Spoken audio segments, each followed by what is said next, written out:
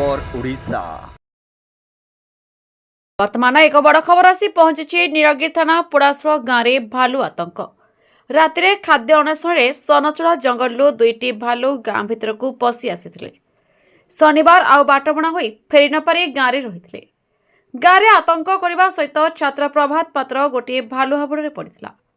साहस सहित प्रभात भालू सह लड़ी जीवन पाई गुरुतर भाव नीलगिरी मेडिकल भर्ती होती प्रभात। भालू सहित लड़ी नवम श्रेणी छात्र साहसिकतार परिचय देखाई। नीलगिरी चांचल्य गोटे भालू सहित लड़ी जीवन बंचाइले जड़े नवम श्रेणी छात्र प्रभात। नीलगिरी प्रफुल्ल महाती का रिपोर्ट, ए खबर ओडिशा। लाइक शेयर कमेंट और सब्सक्राइब करंतु। आपण माने देखुछंती ए खबर ओडिशा।